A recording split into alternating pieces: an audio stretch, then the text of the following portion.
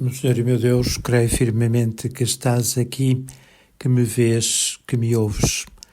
Adoro-te com profunda reverência. Peço perdão dos meus pecados e graça para fazer com fruto este tempo de oração. Minha Mãe Imaculada, São José, meu Pai e Senhor, anjos da minha guarda, intercedei por mim. O texto do Evangelho que hoje é lido na Santa Missa refere um dos milagres que São Marcos refere logo no primeiro capítulo do seu Evangelho. Ontem considerávamos a cura da sogra de Pedro. Sabemos que Nosso Senhor, num ato de grande misericórdia, curou a sogra de Pedro. E sabemos que, por esse motivo, também terá se espalhado esta tão consoladora verdade que Jesus tem este poder. E por isso não estranha que também um leproso se aproximou dele, fazendo-lhe a seguinte súplica: se queres, podes curar-me.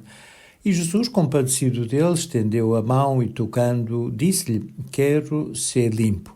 E imediatamente desapareceu dele a lepra e ficou curado. E logo o mandou retirar, dizendo-lhe com tom severo: guarda-te de o dizer a alguém, mas vai, mostra-te ao sacerdote e oferece pela purificação o que Moisés ordenou para lhes servir de testemunho. Ele, porém, retirando-se, começou a contar e a publicar o sucedido, de sorte que Jesus já não podia entrar descobertamente em nenhuma cidade, mas ficava fora, nos lugares desertos, e de todas as partes iam ter com ele. Sabemos que a lepra era, na altura, uma doença mortal e uma doença que, por ser contagiosa, obrigava à segregação daqueles que a padeciam. Portanto, o leproso não só estava condenado a uma morte certa, por sinal muito dolorosa, como estava também obrigado a afastar-se de todas as pessoas e a conviver apenas com aqueles que tivessem, de facto, essa mesma doença, em virtude da qual também sabemos que a pessoa ia ficando cada vez mais deformada. É uma progressão do mal que até às vezes leva a pessoa a ficar tão disforme que o seu aspecto seria, humanamente falando, repugnante. De certo modo, podemos pensar que o pecado é isso mesmo. O pecado é também mortal, também pode significar a morte, não do nosso corpo, mas da nossa alma. E o pecado também não só nos afasta de Deus, como também nos afasta dos outros, sobretudo daqueles que estão mais unidos a Deus. E também sabemos que vai deformando a nossa alma e a nossa personalidade se não obtivermos, pela graça de Deus, o dom do perdão. Este leproso, ciente do mal que sofria, pediu a Jesus que o curasse, dizendo-lhe que se ele quisesse, Jesus podia fazê-lo.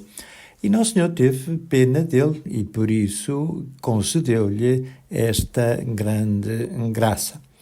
E é bonito pensarmos que Nosso Senhor podia fazer um milagre sem necessidade de tocar naquele corpo doente, ainda para mais sendo contagiosa a sua doença, não teve nenhum problema em tocar com a sua mão. Como quem diz, eu não tenho repugnância de ninguém, não é?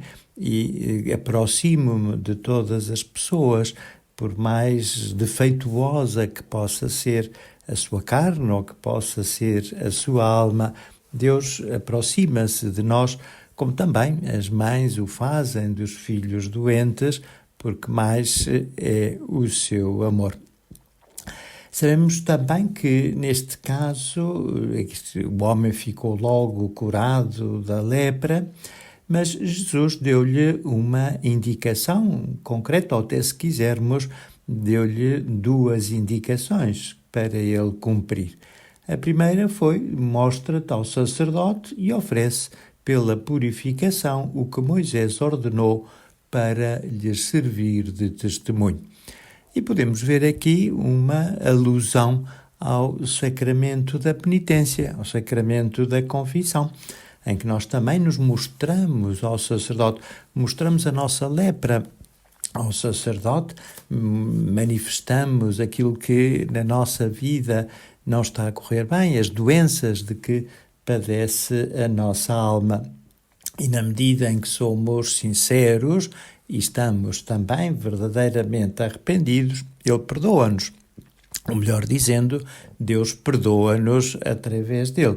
É Deus quem perdoa, é Deus quem nos cura, mas quer fazê-lo precisamente através do sacerdote, que é o instrumento que Deus utiliza para esse bem.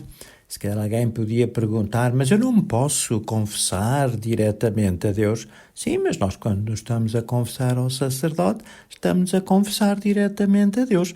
Quando eu estou a falar por telefone com alguém, eu não estou a falar com o telefone, nem estou a falar com o telemóvel, eu estou a falar com outra pessoa, através do telemóvel ou através do telefone.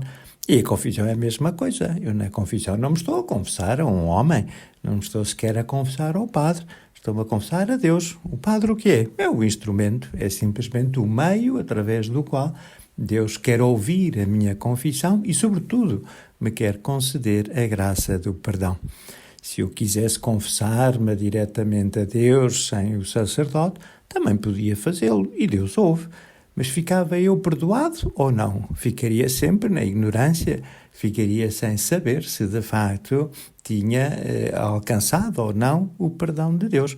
Por isso é tão importante para nós que haja alguém que nos possa dizer com autoridade que os nossos pecados foram perdoados. E por isso mesmo, até se era um pecado grave que nos impedia de comungar, sabemos que já podemos outra vez receber a Jesus na Sagrada Eucaristia. Por isso é uma grande graça que Deus nos concede, esta de que através de um sacerdote, e ainda bem que é uma pessoa humana, imaginemos confessar-nos a um anjo, ele ficava escandalizado com as nossas faltas. Se é um ser humano, se é um pecador, é certamente compreensivo, porque ele próprio sofre também as mesmas fraquezas de que nós nos acusamos. E a sua palavra não é a palavra dele, é a palavra de Deus. Por isso, quando ele diz, eu te absolvo, não é o Padre A, nem o Padre B, nem o Padre C, é Cristo, porque só Cristo pode absolver os nossos pecados. Nosso Senhor deu uma segunda indicação ao leproso: não digas nada a ninguém. Nosso Senhor queria fazer o bem, mas sem que soubesse que era Ele que o fazia. Ao contrário de nós, que se calhar fazemos um bem que não é tão bom e mesmo assim damos muita publicidade ao bem que fazemos. E é curioso que o leproso não obedeceu a Nosso Senhor.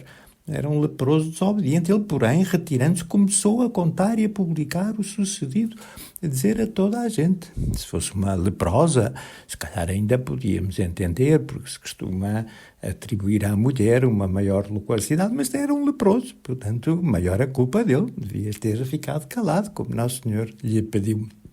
Porquê é que não o fez? Bom, neste caso de desobediência é excepcional. É uma desobediência muito simpática, eu até diria muito virtuosa. Porquê?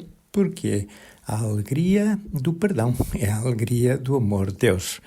Alguém pode dizer a uma pessoa apaixonada que não fale do amor que tanto a faz vibrar? Claro que não.